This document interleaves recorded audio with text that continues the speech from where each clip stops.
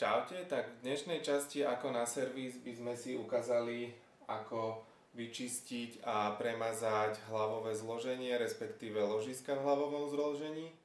Na kamere to nevidíte, ale moje hlavové zloženie je úplne tuhé, v podstate sa hýbe sťažka, čiže chcem to otvoriť, pozrieť, čo je vo vnútri a dúfam, že tam nie je nejaké nemilé prekvapenie.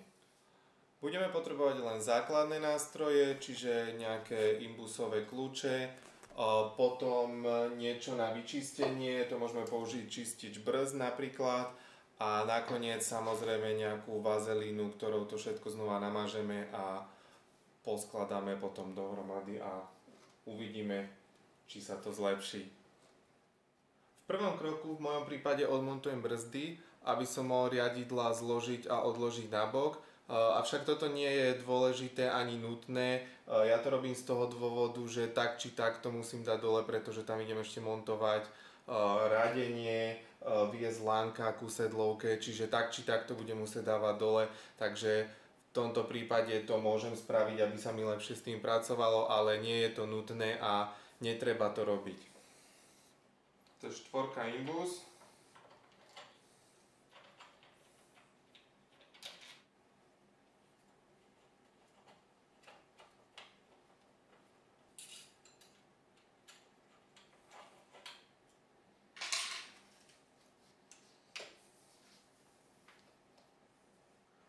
Brzdu pripevním zip páskou, takto hadicu, aby sa mi s tým lepšie pracovalo.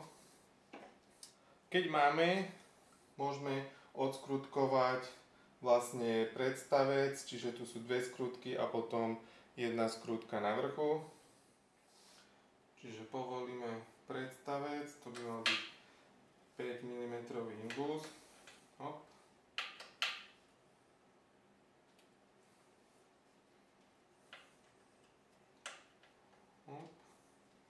Dobre, povolíme.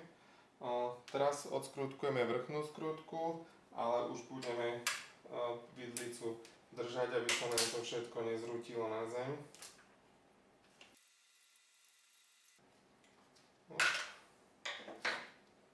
A opatrne vysunieme vidlicu. Vidíte, že to tam dosť hrdzavé, to si za chvíľu ukážeme. Riadidlá môžeme odložiť na stranu, tie teraz nepotrebujeme. Všetky podložky a vlastne všetky veci, ktoré tam sú, ako napríklad tesnenie, distančné podložky, si zoradíme tak, aby sme ich neskôr mohli v takom istom poradí vrátiť späť. Ďalej je tam ďalší distančný krúžok, potom samotné ložiska.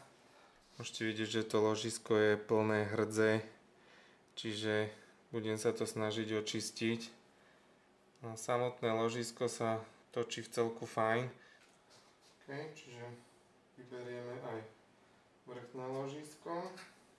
Vrchné ložisko je v lepšom stave, ani nie je také hrdzavé. Treme starú vazelínu.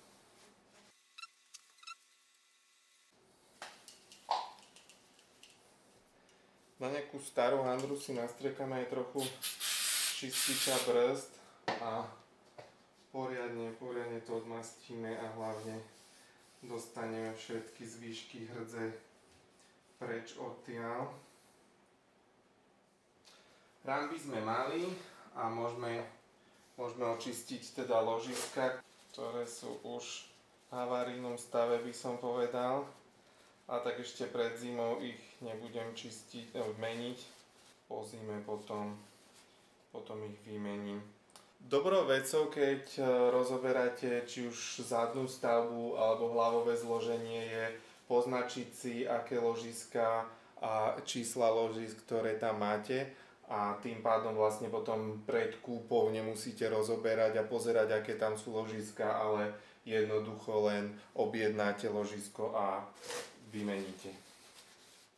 Keď máme ložiska očistené, dáme si zatiaľ na stranu, môžeme pokračovať vidlicou, očistíme všetky hrdzavé časti ošetríme a budeme môcť pokračovať ďalej. Čiže tá hrdzavita nemá byť nejaká priseknutá. Čiže...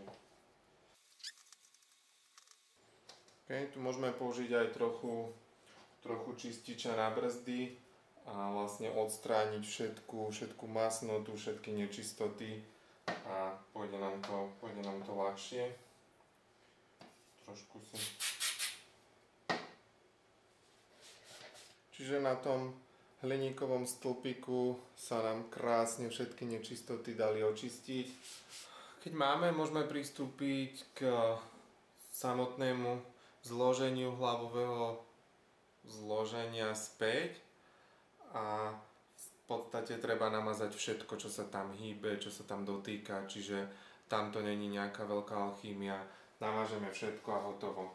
Čiže na to miesto, kde dosadá ložisko, dáme vlastne vrstvu vazelíny ešte predtým, ako tam ložisko usadíme. Tak pre tých, čo ešte nemajú túto dávkovaciu pištoľ, je to super vec a uľahčí to veľmi prácu.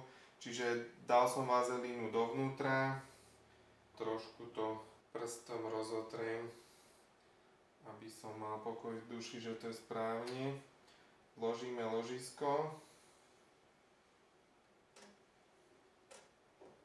Okay. Prebytočnú vazelínu tam zatiaľ nechám, nebudem si s tým trápiť hlavu. Namažeme aj samotné ložisko a nemusíme šetriť vazelínou, pretože hlavne z vrchu a zo spodu sú tie hlavné miesta, kadiaľ sa nám môže dostať vlhkosť a nečistoty. Zo spodu vlastne spravíme to isté. Na miesto, kam bude dosadať ložisko, natlačíme vazelínu. Vložíme ložisko a zase nanesieme vrstvu po obvode ložiska.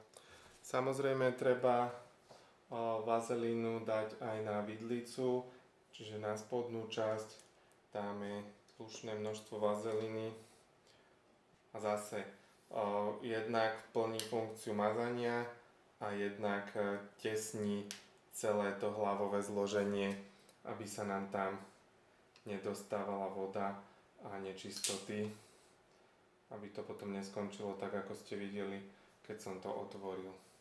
Tak všetko očistené, v podstate už aj namazané, čiže opatrne vsunieme vidlicu späť, aby sme si nevyrazili ložisko. Okay.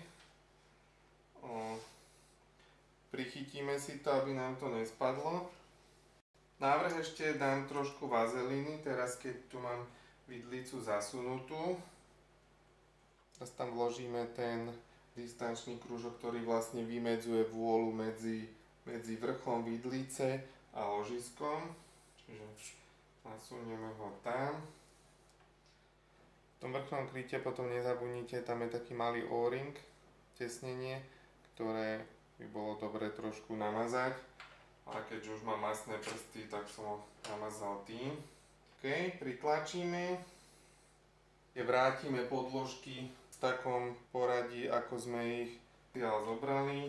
Potom je dobré tie logá dať do jednej roviny, aby to trošku aj vyzeralo, že sme sa s tým trošku pohrali.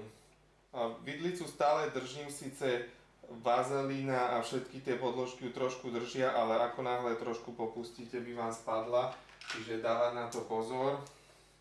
V ďalšom kroku vrátime rajdy, vlastne nasunieme predstavec, vrátime vlastne krytku, ktorá sa šrobuje do ježka a to by nám to malo celé stiahnuť a pridržať. Rajdy sa snažíme tak trochu vyrovnať, samozrejme nebudú vyrovnané úplne teraz, ale to si dorovnáme potom. Budem sa snažiť to pritiahnuť do takej miery, aby sa s tým dalo otáčať, ale zase aby to nebolo voľné. V ďalšom kroku dotiahneme skrutky predstavca, môžeme ich doťahovať na striedačku, aby sa nám to rovnomerne ťahlo. Teraz aj cítiť, že vlastne celá tá sústava ide o poznanie ľahšie. Keď máme dotiahnuté, môžeme poutierať prebytočnú vazelinu, ktorá sa nám vytlačila, či už z tesnení alebo z podložiek. Takisto aj dole. Zvonku vazelínu nepotrebujeme, hej, tá by nám len naberala špínu a všetko by sa na to lepilo. OK, čiže máme hotovo, hlavové zloženie ide teraz pekne ľahko, nič tam nedrhne. Samozrejme potom ešte treba vrátiť brzdy, čokoľvek čo ste odmontovali alebo dali dolu, tak treba vrátiť. Veľmi jednoduché, krátke, cca 15 minútiek a máme hotové, vyčistené, čiže asi to budem aj ja robiť častejšie podľa toho, čo som videl, že v akom stave to je. Takže to máme ďalšiu časť za sebou. Ak sa vám toto video páčilo, nezabudnite dať like, subscribenúť sa, po prípade dolu v komentoch sa pýtať, čo vás zaujíma, alebo nejaké návrhy na nové videá, čo by som mohol pre vás spraviť. Zatiaľ je to odo mňa všetko. Čaute.